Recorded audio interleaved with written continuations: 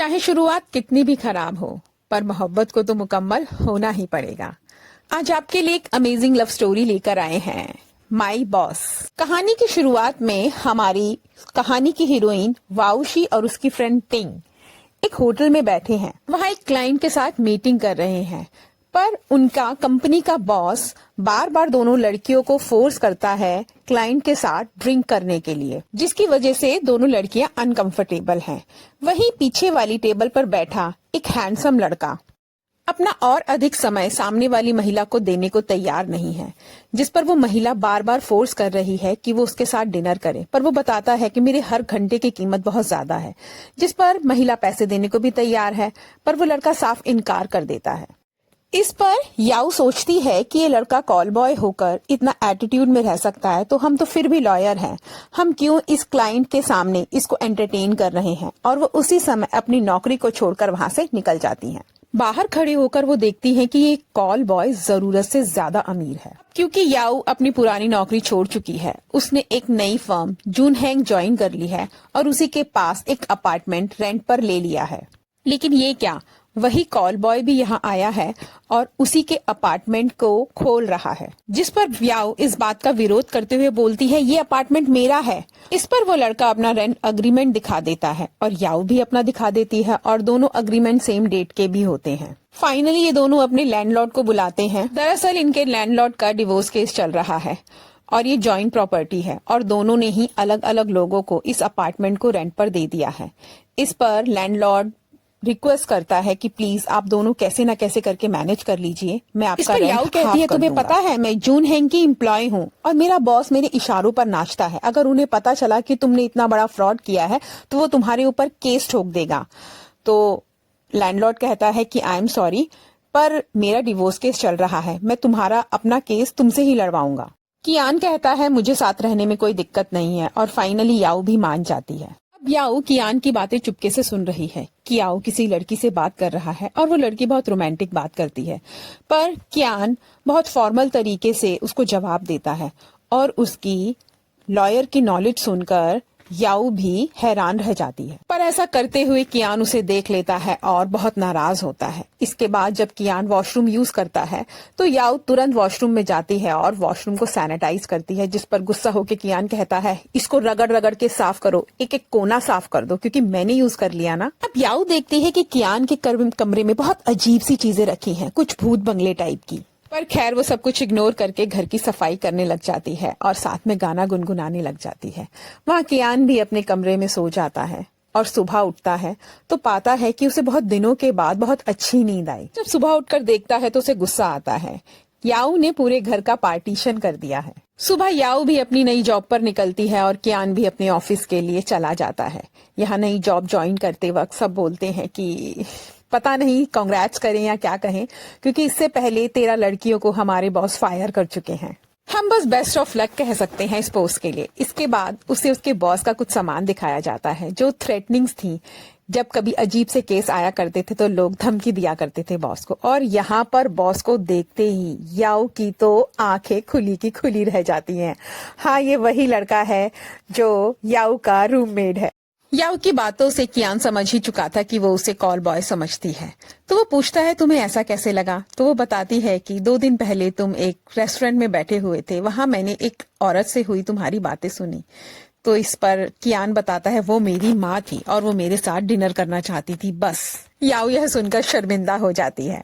शाम को घर पर सफाई करते समय याऊ से कियान के घर आने पर याऊ बातों को बहुत मनाने की बदलने की कोशिश करती है, पर जैसे ही कियान कमरे में जाता है और टूटे हुए स्टैचू को देखता है, उसके बाद तुरंत ही याऊ को अपने घर से बाहर निकाल देता है। याऊ होटल जाती है पर वहां पर रूम रेंट देखकर वापस हो जाती है। अब उसे याद आता है उसके ऑफिस में भी शार और किचन दोनों हैं और वो प्लान करती है कि वो अब से ऑफिस में ही रहेगी और रात को ही अपने ऑफिस में चली जाती है और रिकॉर्ड रूम में अपना एक छोटा सा बिस्तर तैयार करती है और वहीं पर सो जाती है। बीच रात में प्यास लगने पर याऊ उठती है और देखती है कि कियान ऑफिस के अंदर ही है और उसे लगता है यही कारण है बॉस की सफलता का कि वो रात रात भर जाग कर काम करते हैं।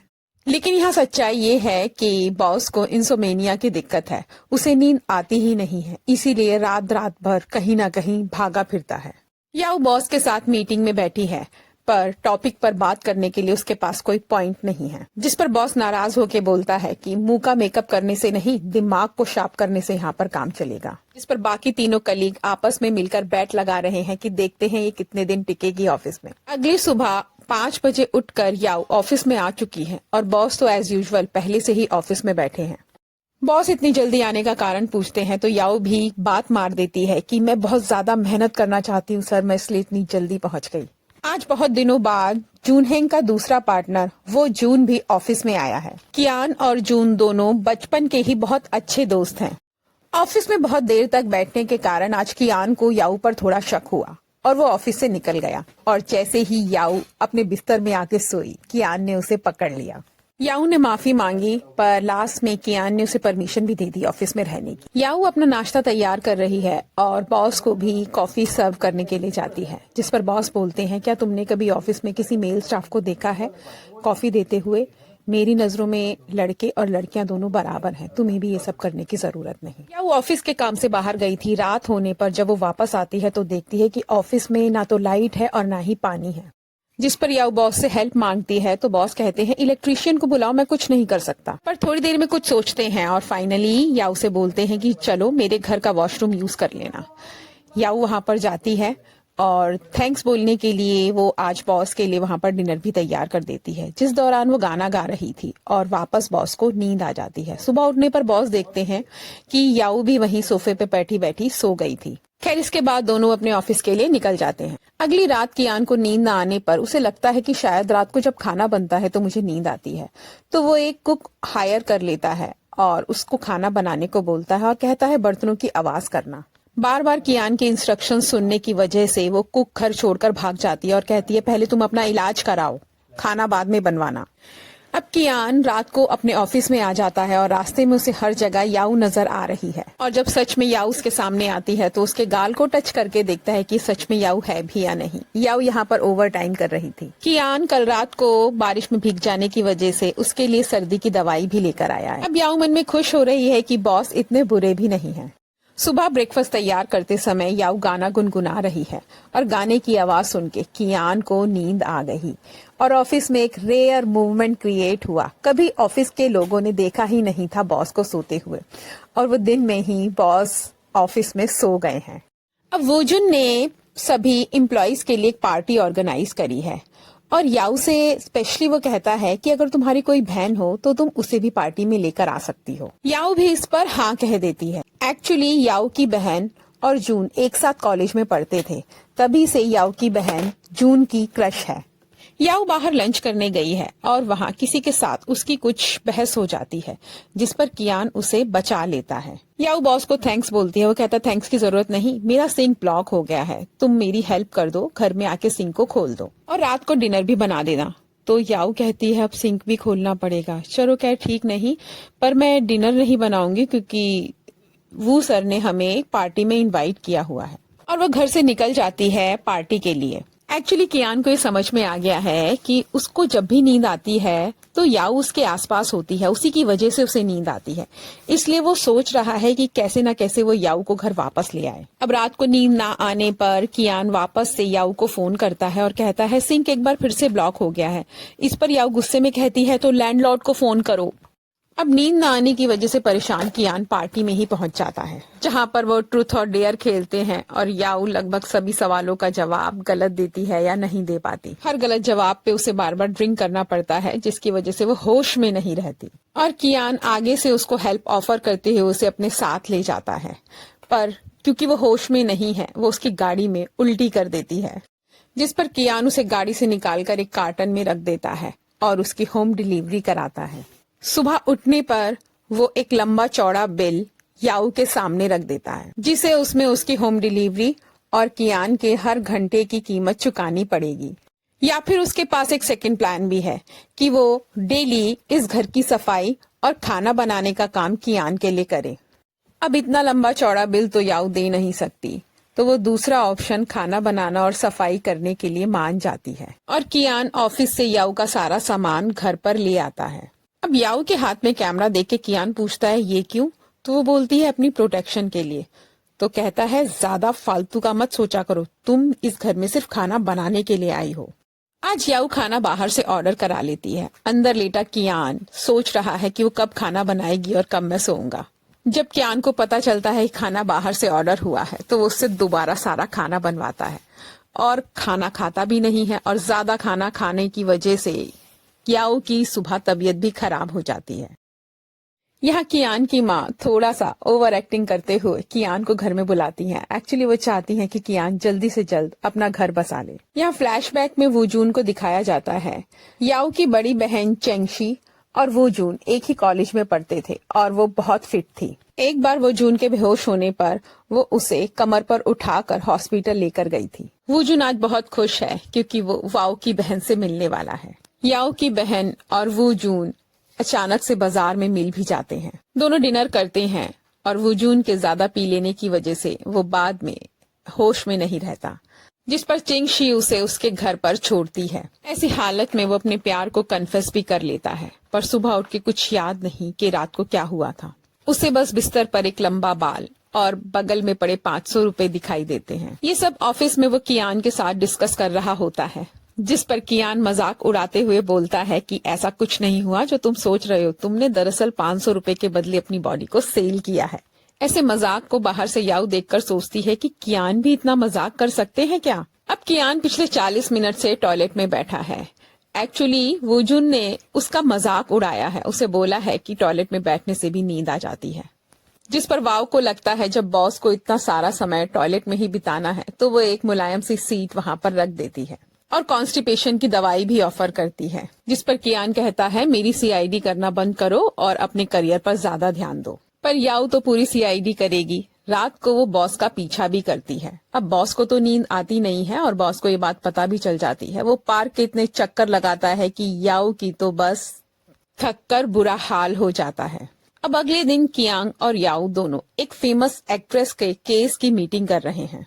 वो एक्ट्रेस अपने हस्बैंड की सारी छुपी हुई प्रॉपर्टी को जानकर उस पर क्लेम करना चाहती है, जिस पर कियान राय देता है कि आप 1 महीने बाद केस करिएगा, नहीं तो उन्हें बिजनेस में घाटा उठाना पड़ेगा और आपको भी लॉस होगा। पर वो एक्ट्रेस इस बात के लिए नहीं मानती। अब याओ गाना गुनगुनाते हुए खाना बना रही है और कियान को नींद का एहसास होता है और इसकी ये बात समझ में आ जाती है कि ना तो कोई खाना है ना कोई सफाई, वो तो याओ का गाना है, जिसकी वजह से कियान को नींद आ जाती है और कियान सो भी जाता है। पर आधी रात याओ का बनाया खाना फ्रिज में गर्म करके खा लेता है और याओ को खासी मेहनत करते हुए भी देखता है। यहाँ पर वूजून कियान की बहन के लिए एक प्यारा सा पपी लेकर आया है और इसी समय कियान जून को फोन कर तुरंत ऑफिस में बुलाता है और बुलाकर कहता है पता है रात को मुझे नींद आ गई थी और मुझे वो राज भी पता चल गया कि मुझे क्यों नींद आती है। अब जून को बहुत गुस्सा आता है और कहता है तुमने ये बताने के लिए मुझे बुलाया। डाइनिंग टेबल पर बैठकर कियान और याओ दोनों उसी बाई के केस के बारे में बात कर रहे होते हैं और क्योंकि याओ हमेशा से बाई के सीरियल देखा करती है तो वो उसकी एक फैन है, जिस पर कियान कहता है प्रोफेशनल लाइफ में ज्यादा इमोशनल होने की जरूरत नहीं होती। हम ये नहीं बता सकते कि दोनों में कौन सही है और कौन गलत है। हमेशा केसेस को सिर्फ प्रोफेशनलिज्म के साथ डील किया करो। याओ और उसकी बहन दोनों का प्लान इस हफ्ते अम्यूजमेंट पार्क घूमने का है। ये बात वूजिन को भी पता चलती है और वो याओ के लिए काम निकलवा देता है और अगले दिन कियान और याओ को लॉ फर्म की एक मीटिंग अटेंड करने जाना पड़ता है, जिसकी वजह से उसकी बहन अकेली ही अम्यूजमेंट पार्क जाती है, जहां पर वूजून उसका साथ देने के लिए आ जाता है। यहाँ कियान और याओ भी उस फर्म की मीटिंग में पहुंच जाते हैं, लेकिन यहाँ पर आकर पता चलता है ये कोई लॉ फर्म की मीटिंग नहीं है, बल्कि लॉयर्स जो सिंगल हैं वो अपने लिए पार्टनर ढूंढने के लिए यहाँ पर आए हैं। कियान को गुस्सा तो बहुत आता है, पर खैर उसके सामने जो भी लड़की बैठती है तो वो उसको देखकर बिल्कुल उसके ऑपोजिट कैरेक्टरिस्टिक्स वाली लड़की की डिमांड करने लग जाता है, जिससे वो इस पार्टी में खासा अनपॉपुलर हो जाता है। अब यहाँ पर सभी लॉयर्स को अपना एक पार्टनर ढूंढकर बोर्ड चलानी है और वो याओ को किसी और के साथ जाने नहीं देता। और दोनों खुद एक बोट पर बैठ जाते हैं और कियान बिल्कुल राजा महाराजाओं की तरह बैठ जाता है और याऊ चप्पू चला चला के थक जाती है और अचानक से एक मूवमेंट आता है जिसकी वजह से कियान पानी में गिर जाता है और उसको बचाने के लिए याऊ भी पानी में कूद पड़ती है। जबकि कियान को तो तैरना आता था पर याऊ को नहीं और अंत में कियान को ही याऊ को बचा के लाना पड़ता है। यह वूजिन और याऊ की बहन की डेट अच्छी चल रही थी पर अचानक से कियान फोन करके बोलता है और कहता है कि मुझे एक लड़के और एक लड़की के सारे कपड़े चाहिए अभी इसी वक्त, जल्दी से आओ। पर वूजिन हैरान है, तुझे लड़की के कपड़े क्यों चाहिए? और वह कियान पर शक करने लगता है और याऊ के बारे में पूछता है, जिस पर कियान कहता है मेरा टेस्ट इतना गंदा नहीं है। और ये बात सुनकर याऊ भी कमरे से बाहर निकल आती है और दोनों में लड़ाई शुरू हो जाती है। अब दोनों को ठंड लग चुकी है। याऊ रात में अदरक वाली चाय पी रही होती है और कियान से पूछे जाने पर वो मना कर देता है, लेकिन थोड़ी देर बाद वो चाय मांगने लगता है, जिस पर याऊ कहती है अब मैंने सारी पी ली। घर के बाहर से एक लड़की की आवाज आती है और इस आवाज को सुनकर कियान एकदम से अपने कमरे के अंदर भागता है। याऊ दरवाजा खोलती है क्योंकि उसे जानना है ये सीक्रेट क्या है और ये लड़की धमकी देती है कि होगी तुम गर्लफ्रेंड कियान की, लेकिन उसकी शादी तो मुझसे ही होगी। याऊ कहती है ऐसा कुछ नहीं है, जिस पर वो गर्लफ्रेंड अपने फोन में कियान का मैसेज दिखाती है जिसमें कियान ने लिखा होता है ये लड़की मेरी गर्लफ्रेंड है।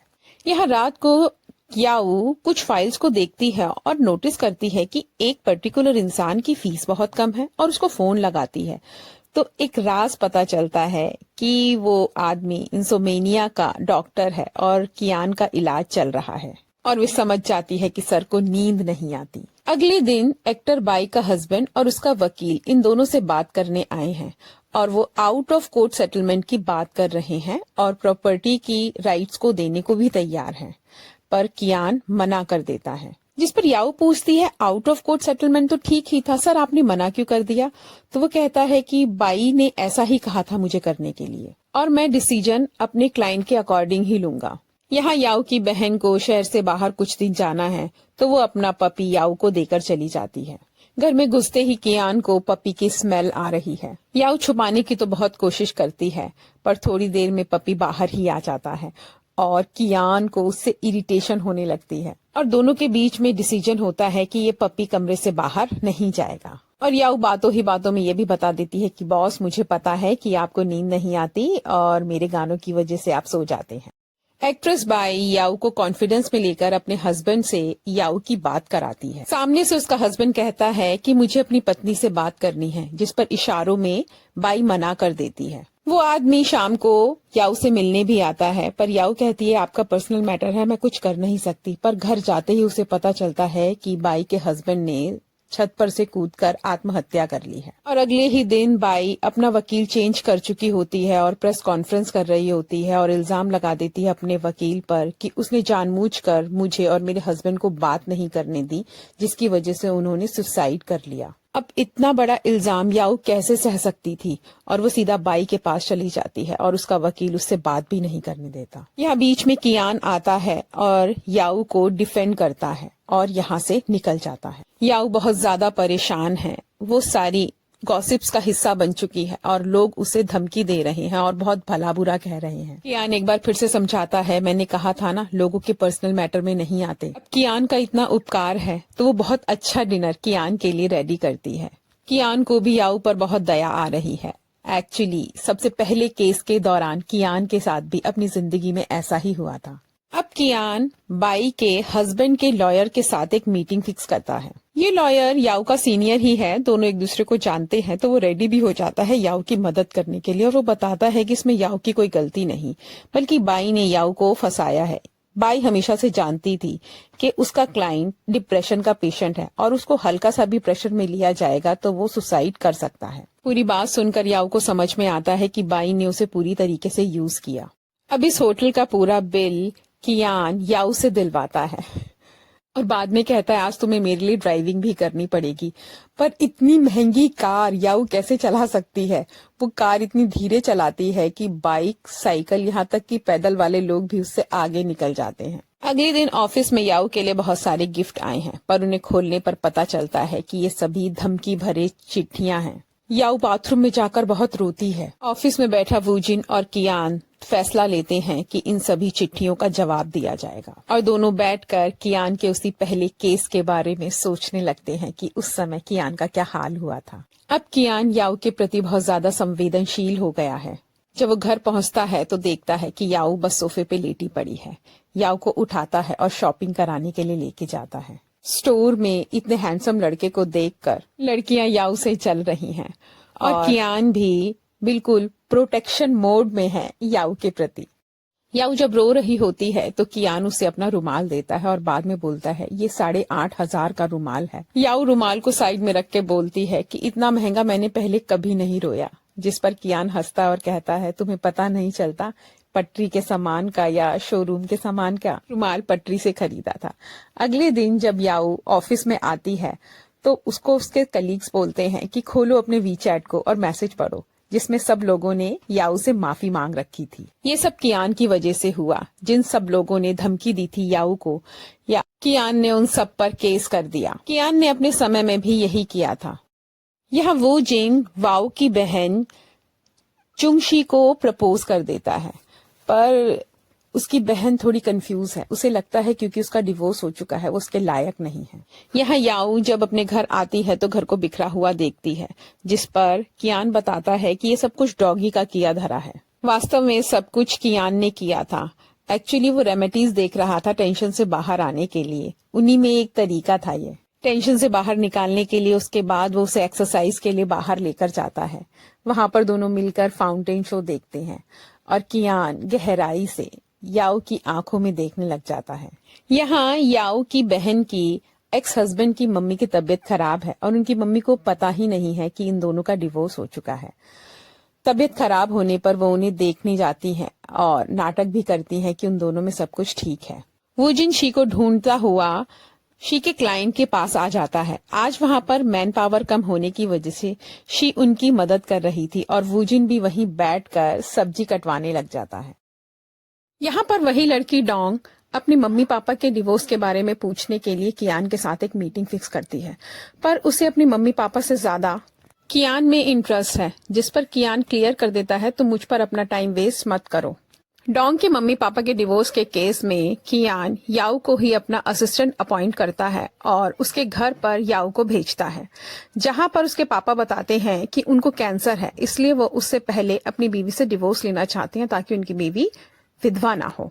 पर याओ समझ जाती है कि दाल में कुछ काला है और इस डॉन का पीछा करने पर उसे पता चलता है कि डॉन की एक मिस्ट्रेस भी है और वो प्रेग्नेंट भी है। वो एक बेटे को जन्म देने वाली है और डॉन चाहता है कि उसके मरने से पहले उसके घर को एक वारिस मिल जाए। इसलिए याओ को डॉन से नफरत हो जाती है और कियान से भी बोलती है वो कितना गंदा इंसान है, जिस पर कियान फिर से याओ को राय देता है कि हमें हर केस को सिर्फ लीगली देखना चाहिए, हमें तय नहीं सही गलत का फैसला करने का काम जज का है। घर पर आने पर कियान पाता है कि याओ घर पर नहीं है। बहुत देर तक इंतजार करने के बाद वो नीचे चला जाता है उसे ढूंढने के लिए। याओ अपनी पपी को घुमा रही होती है और पपी कियान को देखने के बाद उस पर झपटता है और उसके ऊपर चढ़ जाता है और कियान को बहुत इरिटेशन होती है, जिसकी वजह से याओ घर में जाकर कियान का फेस साफ भी करती है। ऑफिस आने पर दोनों को पता चलता है कि वो डॉन सच में मर चुका है। शायद उसे कैंसर सचमुच में था, पर डॉन की वाइफ रिक्वेस्ट करती है कि प्लीज आप सोसाइटी को ये ना बताएं हम दोनों के बीच में डिवोर्स का केस चल रहा था, इससे उनके हस्बैंड की इमेज पर खराब फर्क पड़ेगा। जिस पर कियान याओ को बताता है कि डॉन की वाइफ बड़ी चालाक है, उसे पता है कि दूसरी औरत को बेटा होने वाला है और कहीं उसको प्रॉपर्टी राइट ना मिल जाए, इसलिए वो अपनी इस बात को सबसे छुपाना चाहती है। यहाँ डॉन की बेटी याओ से मिलती है, पर याओ पूरी तरीके से प्रोफेशनल होकर उससे बात करती है। घर में याओ के ना होने पर पीछे से पपी कियान को परेशान करता है, जिसकी वजह से कियान उसके आंखों पर ब्लाइंड फोल्ड बांध देता है। याओ के घर आने पर कियान कहता है आज डिनर बाहर करने चलेंगे और बिल तुम दोगी। और उसके बाद जब वो रेस्टोरेंट में बैठते हैं तो रेट लिस्ट देखकर याओ कोशिश करती है कि इस रेस्टोरेंट से कहीं चले जाएं, पर कियान यहीं पर ऑर्डर कर देता है और याओ को लास्ट में पैसे भी देने पड़ते हैं। पर रात को कियान पूरा का पूरा बिल ट्रांसफर कर देता है याओ को। और थैंक्स भी कहता है ट्रीट के लिए। यहाँ अगले दिन याओ को लगता है कल बॉस ने सारा बिल पे कर दिया था तो बॉस के लिए आइसक्रीम लेकर जानी चाहिए। वो थोड़ी आइसक्रीम खाकर वहीं टेबल पर रख देती है जिसे कियान उठाकर खा लेता है, पर याओ जब देखती है तो बताती नहीं है कि उसकी झूठी आइसक्रीम थी। एक आदमी याओ से उसके पप्पी को याओ के पप्पी द्वारा परेशान किए जाने पर लड़ रहा है और पैसे ऐंठने की कोशिश कर रहा है।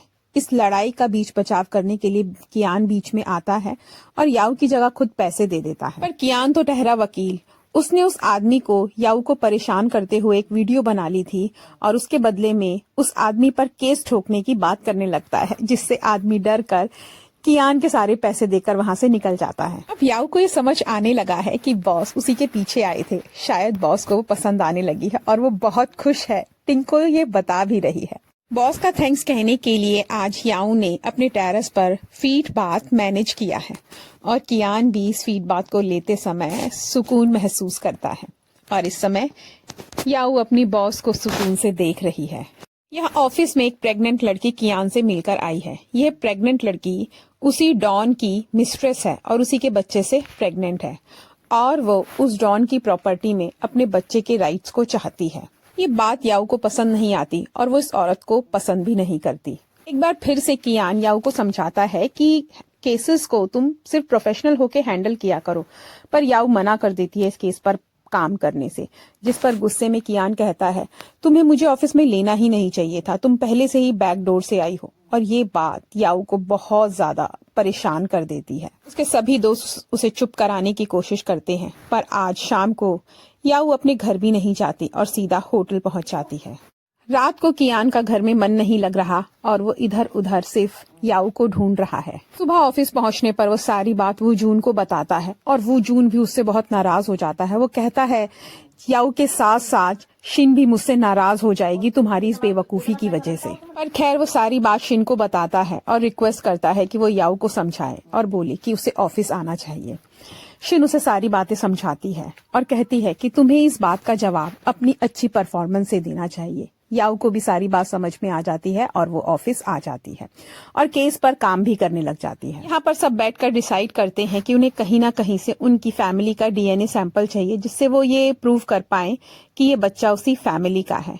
जिस पर याओ कहती है हम डॉक्टर के विजिट्स को भी सामने रख सकते हैं जिन पर वो लेडी डॉन के साथ जाया करती थी। और ये आइडिया कियान को बहुत पसंद आता है और वो याओ को बहुत अप्रिशिएट करता है। घर में बैठकर कियान याओ का काम देख रहा है और फील करता है कि वो बहुत मैच्योरली अब काम करने लगी है और याओ को फोन करके बोलता है तुम्हारे केस में काम आएंगे, कुछ डॉक्यूमेंट्स घर में रखे हैं, उन्हें लेने आ जाओ। घर में आने पर याओ को एक चिट्ठी मिलती है जिस पर लिखा है कि अपने सारे पैसे होटल में ना खत्म करें, मैं ये घर छोड़कर अपने विला पर जा रहा हूँ। यहाँ शिन का एक्स हस्बैंड शिन को परेशान कर रहा है, कह रहा है मुझे पता है आजकल तुम वू जून से बहुत ज्यादा मिल रही हो, तुम जैसी सेकंड हैंड लड़की को वो कभी भी शादी करने को तैयार नहीं होगा, वो सिर्फ तुम्हारा यूज करेगा। और ये कह के शिन को बहुत परेशान भी करता है। यहाँ याओ और बाओ दोनों आ जाते हैं डॉन के पापा का डीएनए सैंपल लेने के लिए। उन्हें लगता है कि बड़ी परेशानी होगी उन्हें इस सैंपल के लिए परमिशन लेने के लिए, पर जैसे ही डॉन के पापा को ये पता चलता है कि उस औरत के बेटा होने वाला है, वो तुरंत राजी हो जाता है और ये देखकर याओ को बहुत बुरा लगता है। बाहर खड़ी नर्स याओ को बहुत भला बुरा कहती है तुम कितने बुरे लोग हो ना, उन दोनों माँ बेटियों ने हमेशा दादाजी की इतनी सेवा की और लास्ट में तुम ये प्रॉपर्टी उस मिस्ट्रेस के बच्चे को दिलवा देना चाहती हो, तुम्हारे मन में सच में दया नहीं है। आगे की कहानी भाग 2 में।